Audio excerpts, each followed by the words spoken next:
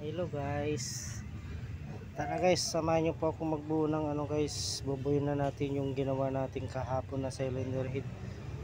Hindi natin nabuo kahapon kasi alanganin na kasi yung oras nung dumating yung pisa. Ano na ata yun? Alas 2 ata, alas 3. Kaya ang ginawa ko, nilaping ko lang muna. Kaya ngayon ko ikakabit.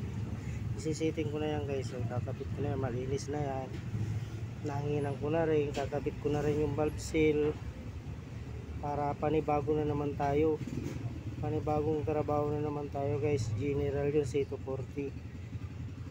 Wait lang guys ha. Guys, bali ikabit na natin yung guys, yung valve seal. Yan na, yung kabit pa natin yung maliit na spring nya guys.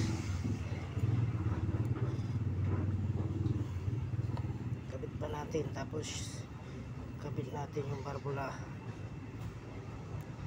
Yan.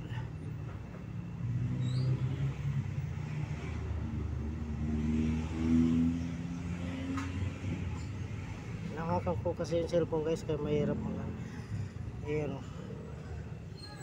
Inis na yan ha? Diba? Oh, start natin ulit. Guys, bali naikabit na natin yung barbula nya guys. Yun o. Ikabit na natin yung barbula yan guys. Yung na lang, spring yung ikakabit natin. Bali tumba na natin para maikabit na natin yung yung spring. Yeah, yun o. May yan guys. Pwede baliktad yan guys kasi yung medyo masikip yung nasa ilalim. Ayan o. Ayan o. Yung pino. Yan yung ilalim guys. Yan. Ayan o. Problema natin ito, wala tayong kasama. Magkakabit tayo ng lock. Manumanuhin ko lang yan guys. Didiin ko lang. Didiin lang natin yan kasi mabigat na tayo eh. Bumigat na tayo kaya sisiw to guys pag diba? Kabit na natin yung spring.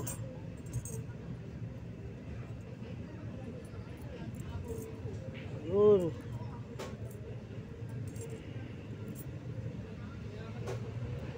May isa pa. Yun diba? Tapos ito mag-lock.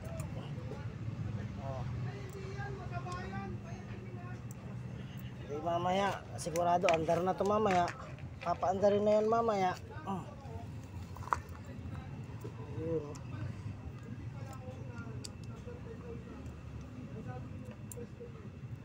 Yun, kabit na yan guys. Pag-lock na lang yan. Lock na lang guys, lock na guys. Kayang-kaya kahit mag-isa lang ako guys. Naiting ko na yung isa. Dalawang lang yan, dalawang Y ginamit ko. Yun kabit ko na yung isa. Yan, isa-isahin ko yan.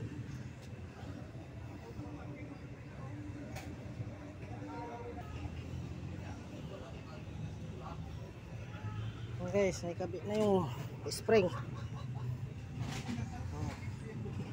Isik.